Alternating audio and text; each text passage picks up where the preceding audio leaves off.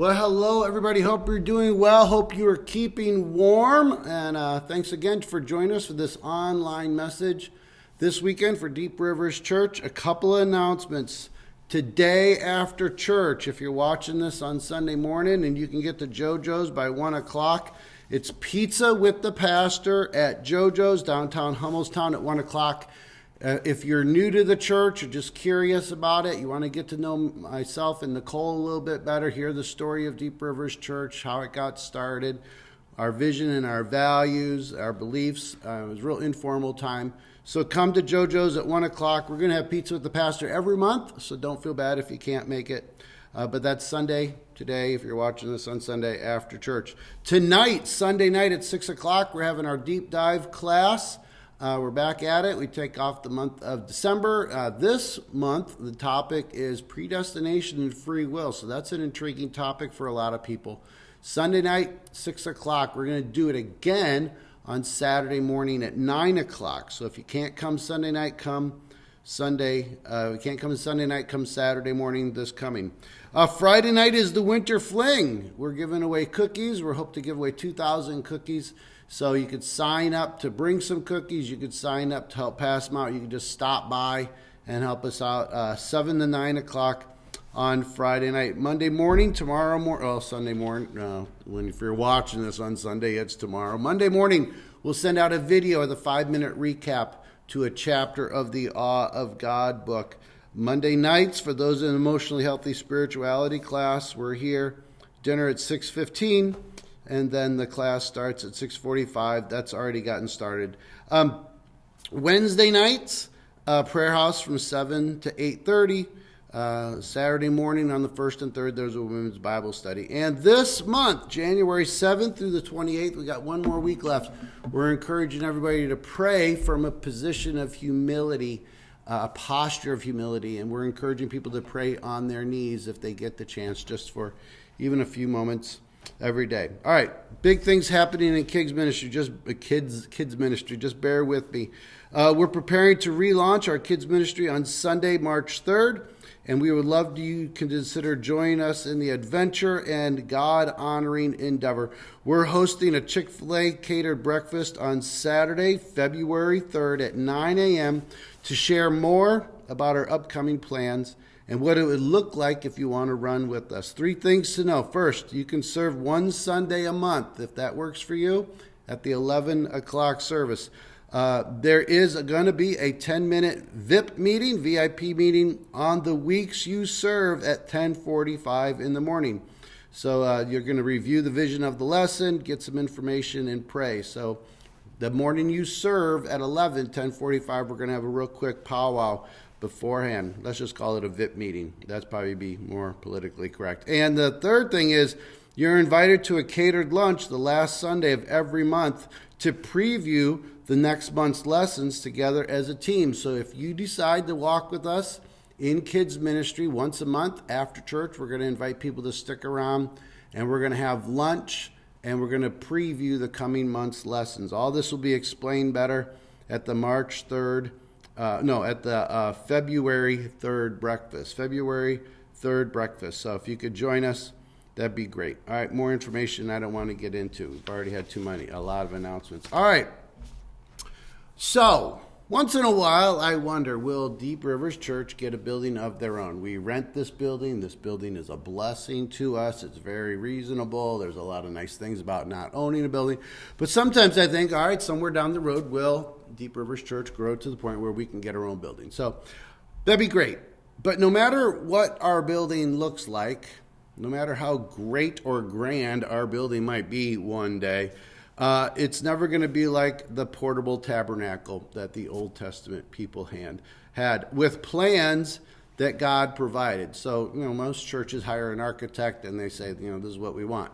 God was the architect of the tabernacle, but that's not what made the tabernacle building. It had something else. This tabernacle had something that no other building ever had or ever will have, no matter how great it looks from the outside.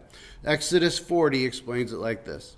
Moses set up the courtyard around the tabernacle and altar and put up the curtain at the entrance of the courtyard. Then the cloud covered the tent meeting, and the glory of the Lord filled the tabernacle. Moses could not enter the tent of meeting because of the cloud had settled on it, and the glory of the Lord filled the tabernacle. So hold on a second. We're doing this sermon series on the awe of God, and we're going to explain how this all ties together. This was the beginning of the Holy of Holies with Aaron as the high priest. Once a year he'd go in to make a sacrifice. It was sort of a family business. His sons followed him. It's called the Aaronic priesthood. So this is quite the story, quite the image, really, if you will, that this tabernacle is so filled with God's glory that Moses can't even enter into it. This morning, we're going to share with you 6 names that are related to this idea of God's house and his holiness. So let's just get it. Aaron's son. So Aaron was the first high priest. Aaron's sons, their names were Nadab and Abihu. They took their censers, put fire in them. Again, they were ordained to do this. They took their censers and put fire in them and added incense, and they offered what the text calls, darn it, sorry, I got to change my setting. They offered what the text calls unauthorized fire, okay? So they offered unauthorized fire before the Lord, contrary to his command. So the fire came out from the presence of the Lord and consumed them. And they died before the Lord. Moses then said to Aaron, "This is what the Lord spoke of when he said, 'Among those who approach me, I will be proved holy in the sight of all people. I will be honored.'" Aaron remained silent. So that's Leviticus 10, 1 through 3. Nadab and Abihu, they offered unauthorized fire. Another way to translate that word is profane, or to treat something sacred with irreverence. We get the word profanity, okay? When you're using profanity, you're taking something sacred and you're making it irreverent, okay? Now, again, Nadab and Abihu, they were authorized to be there. So what was their mistake? What was their error? Why were they killed for giving this unauthorized fire, this profane, irreverent fire? It seems their issue was they were too familiar with God and his holiness, his glorious presence. They were too relaxed about it. Maybe that's a better word. Did their duties just become a job? They did this and it became routine and it just became boring to them. What was their first day of doing it? I'm sure on their first day they had intrepidation. They recognized this awesome responsibility that they had. Their first day attitude was probably very different than their last day attitude. They lost sight of how special their opportunity was. They lost sight of how special their duty was, if you will. And they paid for it with their life. So that's the first story, the first 2 names, Nadab and Abihu. Years later, 2 more brothers also are working as priests, and they have a different kind of issue. 1 Samuel chapter 2. I'm going to pick a few verses. Chapter 12. Eli's sons, we know their name were Hophni and Phinehas. Hophni and Phinehas, they're Eli's sons. They're also working as priests. It says, Eli's sons were scoundrels.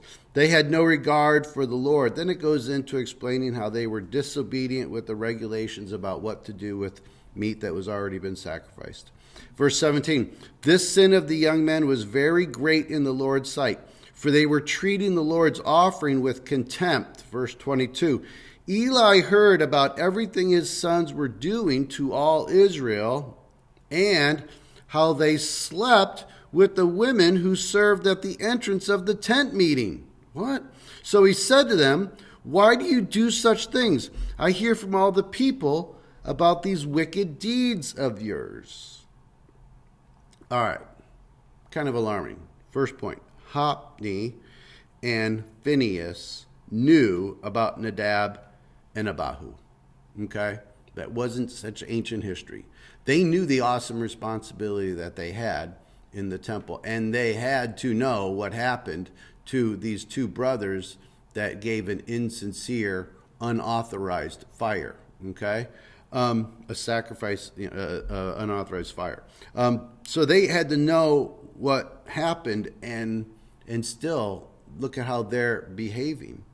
Now, if Nadab and Abihu were watching, it'd be easy for them to say, "Hey, what gives?" They'd be confused. They would be angry, and to be honest, they would have a strong argument. They were guilty of giving a bad or casual fire. Hophni and Phinehas, they're stealing the sacrifice meat and committing adultery with those other women who are serving at the entrance. This means they're committing adultery in or near the tabernacle. And it'd be easy to say, what's going on? Is that fair?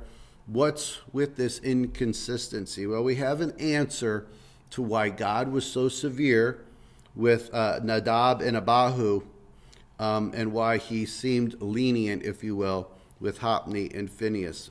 The very next chapter, 1 Samuel chapter 3, says this: "The word of the Lord was rare in those days. There was no widespread revelation." What this means is that there was a lack of God's revealed word. It speaks to the absence of his active presence. God had an active presence with Moses, so much so Moses couldn't even go into the tabernacle, okay? His presence was still active enough that Nadab and Abihu were killed for doing something in a casual manner that needed to be done in a serious matter. But by the time we get to 1 Samuel with Hophni and Phinehas, God's presence is not there any longer. His manifest presence is not there in the same way. Look at it this way: the greater God's manifest glory, the greater and the swifter the judgment of irreverence. Okay? Judgment delayed is not judgment denied. In fact, you could say Hophni and Phinehas got away with it. Well, they did for a little while. And then when they did get punished, other innocent people were dragged into the situation. What happened to Hophni and Phinehas? They took the Ark of the Covenant into a battle. They thought it would give them a special power. Okay, so they took the Ark of the battle in. They took the Ark of the Covenant into battle, which seems foolish, and certainly enough, the Israel army, the Hebrew people, were defeated. 30,000 people died. The Ark of the Covenant was captured. Hophni and Phinehas die. When Eli, their father, hears about it, he's so upset he falls over. Literally, he falls over. He dies because of his fall. When the news reaches Phinehas' wife, she goes into labor, seemingly premature, and dies in giving birth to a son. The son lives. The son is named Ichabod, which means the glory has departed. What you can argue, what you can see, is that the glory of God departed because the fear of the Lord departed. Hophni and Phinehas and Eli had no more fear of the Lord. Glory and fear are related and dependent. Do we want to see more of God's glory? Yes. Everybody's hand would go up.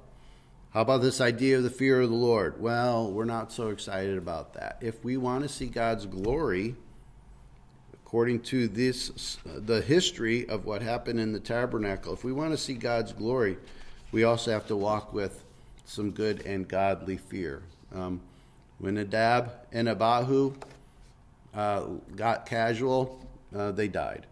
Hophni, Phinehas, and again Eli were casual, had no fear of the Lord, and they punished and they paid for it along with other innocent people. It'd be easy to kind of look at this story with Hophni and Phinehas and think, what were they thinking? Really, what? Committing adultery in or near the temple with other people who were serving there? I think you can make the argument what happened is that Hophni and Phinehas, they either forgot that God was watching or they just didn't care. Again, they had to know about Nadab and Abihu. They know what happened to these other two brothers when they were casual. But Hophni and Phinehas had no fear of the Lord. They forgot that God was watching, or they just didn't care. Here's the thing. When you lack a holy fear, you start to think, I'm an exception. I'm exempt. Or I'm different than most. God will overlook this. You know, everyone else is doing it. You're just using the wrong standard, so you think I'm not as bad. I'm not so bad. There's just, or you might think there's just too much going on for God to keep track of. God is aware of what's going on, and God is watching. Psalm 10:11. The wicked think God isn't watching us, but that He has closed His eyes and won't even see what we do. That's what the wicked think. The wicked think that God isn't watching. He's closed His eyes. He won't even see what we do. Isaiah 29:15 puts it like this. Woe to those who go to great depths to hide their plans from the Lord, who do their work in darkness and think, who sees us? Who will know? Okay, now when you hear that, it'd be easy to think, okay, great depths to hide their plans, work in darkness. You automatically start to make the assumption, oh, he must be talking about people that don't follow God, the ungodly, the non-believers. You talk about other people who do that stuff. Well, that's verse 15. 2 verses earlier, Isaiah 29:13, says this, the Lord says, these people come near to me with their mouth and honor me with their lips, but their hearts are far from me. Their worship of me is based on merely human rules they have been taught. There's a big oops here. This passage, verse 15 and verse 13, obviously are written to believers, followers of God. Not God-fearing people, unfortunately, but followers of God. These are the audience, okay? If someone ever says to you, you're a God-fearing person, that's a compliment, okay? That's a compliment. So even here, Isaiah 29 is talking about people who follow God that are still go to great depths to hide their plans, to do their work in darkness. This is the followers of God who are doing that. So a big warning for us. So the first 4 names. We have Hophni and Phinehas, we have Nadab and Abihu, and I have 2 more names with that kind of show the importance of having a healthy fear of the Lord. And these are 2 names you might be more familiar with. They're in Acts chapter 5. The names are Ananias and Sapphira. I'm going to read the story real quickly. Ananias and his wife Sapphira sold a piece of property. With his wife's knowledge, he kept back part of the money for himself, but brought the rest and put it at the apostles' feet. Peter then said, Ananias, how is it that Satan has so filled your heart that you have lied to the Holy Spirit and have kept for yourself some of the money you received for the land? Didn't it belong to you before it was sold, and after it was sold, wasn't the money at your disposal? What made you think you could do such a thing? You have not lied to human beings, but to God. When Ananias heard this, he fell down and died. And great fear seized all who heard what had happened. About 3 hours later, his wife came in, not knowing what had happened. Peter said, tell me, is this the price you and Ananias got for the land? Yes, she said, that is the price. Peter then said to her, how could you conspire to test the Spirit of the Lord? At that moment, she fell down and died. A great fear seized the whole church and all who heard about these events. Goes on. The apostles performed many signs and wonders, and all the believers met together. No one else dared join them, even though they were highly regarded by the people. Nevertheless, more and more believed in the Lord and were added to their number. As a result, people brought the sick into the streets, laid them on their beds and mats so that Peter's shadow might fall on them as he passed by. Crowds gathered from the towns around Jerusalem, bringing their sick and those tormented by impure spirits, and all of them were healed. There's fear again in the New Testament church. When Ananias and Sapphira lie, they die. And again, there's fear because God's manifest presence is there. We see it in the healing of people right after that. In fact, you could say fear helped grow the church. Why? Because there was glory there. And I believe people know there's more, there's something more, there's someone, God, to answer to. So we talked about how glory and fear are related. If there's no fear, there's going to be no glory. When there is glory, we see a righteous fear. And I think now we could say, because of this Acts 5 story, you could see there's a correlation between glory and power. We all want to see God's power, but his power and his glory, and I think, again, a healthy fear, they all work together. We tend to want the glory and the power without the fear. All 6 names forgot something, and that's this. He knows. They all forgot one. The 6 names all forgot this thing. I'm going to sing a Christmas carol to the people who are here, and they're going to finish it for me so you can finish it at home. He knows when you've been sleeping. He knows when you're awake. He knows when you've been bad or good. So be good for goodness sake. This song, this Christmas carol, which is kind of fun to sing, really is a grievous manipulation to trick kids into right behavior. Both parents know, and what God knows what's going on. These 6 names were living their lives not even thinking or concerned with what God was thinking about what they were doing. Okay? God is watching. God is watching. Now, there's 2 points with that. First one, you might not like it. You think God is watching. It sounds like that Christmas song. It just sounds like you're trying to trick me into behaving right. Here's the 2 points. How would it feel, or how would you feel if God wasn't watching? How would you feel if God wasn't watching? How would you feel if he was unaware? You want a disconnected, unconcerned father? Okay? When I read this story, obviously Hophni and Phinehas, bad guys. Word calls them scoundrels. Eli doesn't really call him out on it. Eli had power to stop it, I would assume. Eli is the high priest, or at least a powerful prophet, I should say.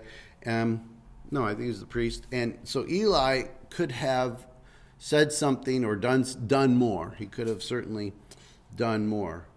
We don't want a God that's passive. In fact, we want him to see what other people are doing, especially when they do it against us. So we want a God who's watching. We just don't want him watching us. We want him watching everybody else. Okay? So that's the first point. The second one is, we touched on it, I think, last week. There's a real danger here of legalism. When I say God is watching, it's real easy just to focus on your behavior and not your heart. God wants your heart. He wants your heart, not just your behavior. It's really easy to go into 2 ditches. You're supposed to be driving down the road. There's a ditch on one side called legalism, and that means I have to don't drink, smoke, or chew, or go with girls that do. Kind of, that's the old joke. That's legalism. That's not an issue of your heart. It's just, I'm going to do right behavior because that's what God wants. That's legalism. We don't want to be in that ditch. We also don't want to be in the ditch on the other side, an overreaction and just license. That's abusing God's grace. God doesn't care, or thinking God doesn't see me, or God will let me off on this one. We want to be down the middle of the road, staying out of both ditches. Just to kind of wrap things up, you might be even saying now, I think this is our 3rd week. I really don't like all the fear of God talk. These sermons might not be really warm, fuzzy things for you. Again, 2 points. The Barna Research Group has done a lot of research, and they've estimated that 40 million people have left the American church between the years 2000 and 2020. That's a staggering number. And the scary thing is, I don't know if that 2020 number actually includes people that never came back after COVID, because that certainly is another issue. So the church in America, not the world, but the church in America is in a measure of decline in a lot of ways. Now, here's the thing. There's a danger between correlation and causation. What has caused it? And so let me suggest that a possible cause would be this. Could the silence on fearing God for the last 20 years be related to this stat? If the American church has tried to become more appealing to those outside the church, so a lot of churches have changed their doctrine, they've changed their belief. Even other churches might hold the right doctrine, but just aren't real excited about talking about the fear of the Lord. Is there a chance there's a correlation between the decline of the church and the church's absence on a topic like this? God's glory draws us to him and to fellowship with each other. When there is no fear, there is no glory. When there is no glory, there is no power. I would say that the church might be getting weaker because of our aversion to talking about things like this, having a healthy fear of the Lord. Jesus had this to say about the fear of the Lord. A lot of people like Jesus, but they don't like anything else about the church, but they can appreciate Jesus. Well, this is what Jesus had to say, Luke 12:4-7. I tell you, my friends, do not be afraid of those who kill the body and after that can do no more. I will show you whom you should fear. Fear him, capital H, who after your body has been killed has authority to throw you into hell. Yes, I tell you, fear him, as in God the Father. And then he goes this is the point. Are not 5 sparrows sold for 2 pennies? Yet not one of them is forgotten by God. Indeed, the very hairs of your head are numbered. Don't be afraid. You are worth more than many sparrows. In this short passage, Jesus says, fear him twice, but also he says, don't be afraid. Jesus is talking about the constructive fear and the destructive fear. Fearing God, fearing him in this context is the constructive fear. He's warning us, don't be afraid. He's telling us, he's warning against the destructive fear. You have great value. You have great value. You see it over and over again. This is just one glimpse of it. Here's the point. Value is determined by the purchaser. I can say I want to sell these glasses, and I could put a price tag on them for $100, which is ridiculous. I think I probably bought them for $3 somewhere. They're just little cheaters, little readers. They're not worth $100. But if somebody wants to step up and buy them, in some respects, the value is determined by the purchaser. If I try to sell them for $100 and I can only sell them for $1, that means the value is determined by the purchaser. You have great value. You have been bought by God. John 3:16, for God so loved the world that he gave his only son. Okay? Again, 1 Corinthians 6:20, you were bought with a great price. Therefore honor God with your bodies. Okay? There is a great tie-in between Jesus and fear and your value. We have great value. And we still need to have a healthy, constructive fear of the Lord. I want to end just with this short couple sentences. God deeply treasures us and therefore grants us the gift of holy fear. This gift safeguards us by keeping us close to the giver of life and away from what will ruin us. The fear of man, among others, which is the exact opposite of holy fear. I'm going to read that 2 more times. I'm going to change some words around. God deeply desires you. God deeply treasures you and therefore grants you the gift of holy fear. This gift safeguards you by keeping you close to the giver of life and away from what will ruin you, which is the fear of man, among other things, which is the exact opposite of holy fear. And I want you to say this last part along with me, if you will.